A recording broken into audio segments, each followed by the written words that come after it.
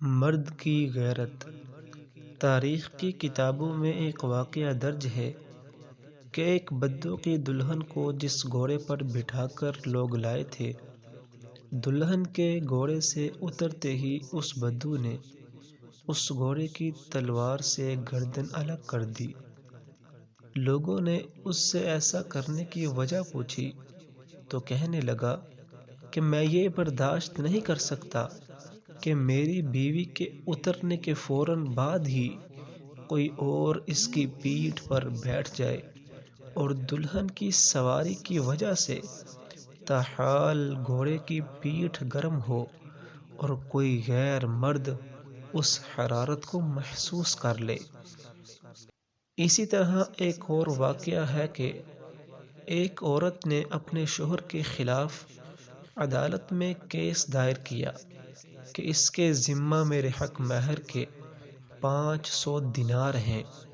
عدالت نے شوہر کو بلا کر پوچھا تو اس نے انکار کر دیا۔ عدالت نے گواہوں کو طلب کیا اور ان سے گواہی لیتے وقت عورت کا چہرہ پہچاننے کے لیے عورت کو نقاب اتارنے کا کہا۔ اس پر اس کا شوہر جلدی سے کھڑا ہو کر کہنے لگا کہ قاضی صاحب، میں تسلیم کرتا ہوں کہ مجھ پر میری بیوی کے 500 دینار لازم ہیں، بس آپ اس کا نقاب نہ اتروائیے۔ یہ سن کر بیوی کہنے لگی کہ قاضی صاحب، آپ اور تمام حاضرین گواہ رہیں کہ میں نے اپنا حق مہر بخش دیا ان کو۔ قاضی بیچارہ حیران و پریشان کہ یہ کیا ہو رہا ہے۔ خیر، ان میاں بیوی کے جانے کے بعد قاضی نے محرر سے کہا کہ اس کیس کا الگ فائل بناؤ اور نام لکھو مرد کی غیرت۔ علامہ ابن قیم فرماتے ہیں کہ انسان کے دل میں غیرت ہوتی ہے، اور اگر غیرت نہ ہو تو اس دل میں محبت ہو ہی نہیں سکتی، اور محبت سے خالی دل میں ایمان اور دین کیسے باقی رہ سکتے ہیں۔